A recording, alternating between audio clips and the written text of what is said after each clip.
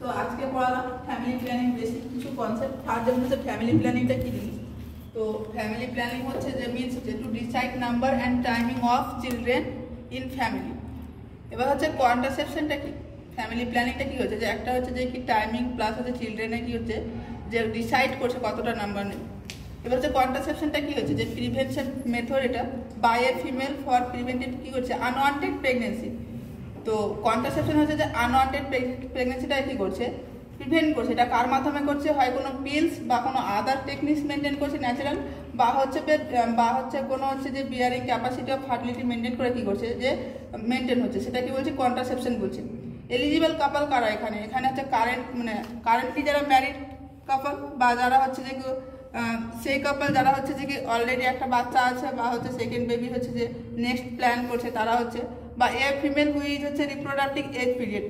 Reproductive age period কারা হচ্ছে, যাদের বয়স হচ্ছে যে 15 থেকে 49 বছর বয়স, তাদের হচ্ছে কি হচ্ছে যে রিপ্রোডাক্টিভ এজ পিরিয়ডের মধ্যে পড়ছে।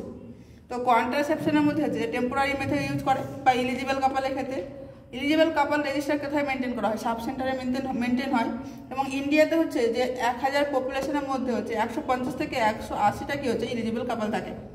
টার্গেট কাপল কাদেরকে বলা হয়, যে এ কাপল হু হ্যাভ কি হচ্ছে দুটো বা তিনটে বেবি রয়েছে তাদেরকে কি করে বলে টার্গেট কাপল বলে। তাদের ক্ষেত্রে যে কন্ট্রাসেপশন ইউজ করা হয় পার্মানেন্ট মেথড ইউজ করা হয়, যেমন লাইগেশন করা হয়, ভেসেক্টমি বা টিউবেক্টমি করা হয়।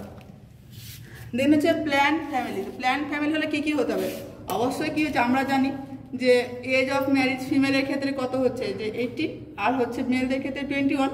তো এখানে প্ল্যান ফ্যামিলির ক্ষেত্রে এজ হচ্ছে অফ ফিমেলের কত হতে হবে, ফার্স্ট বেবি যখন নেবে তখন হচ্ছে অবশ্যই 20 বছরের বয়স বেশি হতে হবে এবং হচ্ছে 35 বছরের বয়সের কম হতে হবে।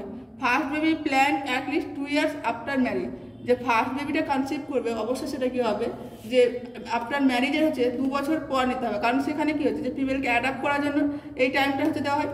দেন হচ্ছে যে দুটো বেবির মধ্যে গ্যাপ থাকে বিটুইন দুটো বেবির মধ্যে গ্যাপ থাকে 3 ইয়ার্স। মানে ফার্স্ট বেবিটা যখন হলো তারপরে কি হচ্ছে যে 3 ইয়ার্স পর সেকেন্ড বেবিটা কি করবে যে কনসিভ করবে। হ্যাভ নট হচ্ছে আনওয়ান্টেড প্রেগনেন্সি, এখানে কি হচ্ছে যে আনওয়ান্টেড প্রেগনেন্সি থাকবে না, তাহলে হচ্ছে প্ল্যান ফ্যামিলির মধ্যে আসবে। এবার এজ অফ ম্যারিজ, তো এখানে একটা ন্যাশনাল পপুলেশন পলিসি অনুযায়ী হয়েছিল 1976 সালে। সেখানে হচ্ছে ফিমেলদের ছিল 18 বছর বয়স আর মেলদের ক্ষেত্রে হচ্ছে 21 বছর বয়স। রিপ্রোডাক্টিভ এজ পিরিয়ডস হচ্ছে যে 15 থেকে 49 বছর বয়সে যায়। এবং কন্ট্রাসেপটিভ মেথড বলেছি যেখানে দুটো মেথড ইউজ করা হয়, যেমন একটা টেম্পোরারি মেথড, একটা হচ্ছে পার্মানেন্ট মেথড বা টার্মিনাল মেথড। তো টেম্পোরারি মেথডের মধ্যে যেমন ইউজ করা হয় ন্যাচারাল মেথড, বেরিয়ার মেথড বা আইইউডি বা হরমোনাল পিল বা পোস্ট কনসেপশনাল মেথড ইউজ করা হয়, এগুলো পরে আলোচনা করা হবে।